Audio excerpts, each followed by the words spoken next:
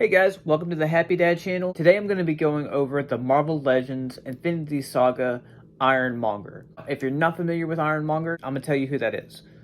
Before we get into this, don't forget to like, comment, and subscribe for more action figure reviews, customization tips, and CGC unboxings.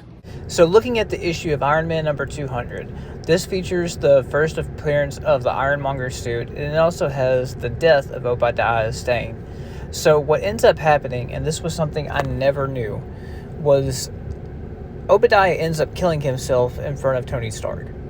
And I always figured, he died in a fight, it was a house fire, something along those lines. But there's a panel where Iron Monger, or Obadiah, pulls the pulsar blast to his face and then proceeds to pull the trigger and kills himself in front of Tony Stark. Now that you have this nugget of information, let's get back to the figure. Getting into this figure, this is amazing. Whenever this figure was first shown as available for a pre-order, I jumped on it. I thought that this was going to be great. I wasn't sure how the scale was going to fit with this figure. However, it is massive. Now, we have an identical Iron Monger that came out in the original Iron Man movie line. However, it was much smaller. It was a standard 6-inch scale. And I had that figure. I remember thinking that I love this, I just wish it was bigger. Well, Hasbro satisfied that need with this monster. The presence of this figure is just impressive. This Iron Monger comes with interchangeable hands. Here you have the chain gun where the ammo is flowing out, as well as a smoke effect and the firing effect. You can do these all individually or put them all together like how I have right here, and it creates a pretty impressive effect.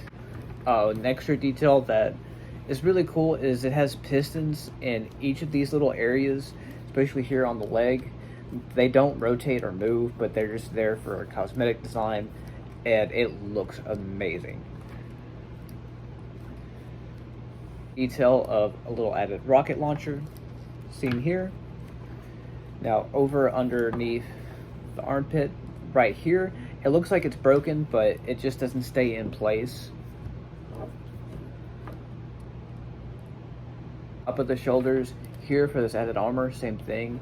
You have movable pistons. The only issue I have with my Iron Monger is there's a little bit of the marbling going on in the paint. However, that's a quick fix because I'm definitely going to be doing a full-blown repaint of this figure. There is a ton of details sculpted into this figure that just a little bit of paint would really bring up, especially seen here on the gun. I can't say enough about this figure. He does come in the 2-pack with Obadiah Stane, which that's just a standard 6-inch figure. There's nothing too special about it other than the Jeff Bridges head sculpt.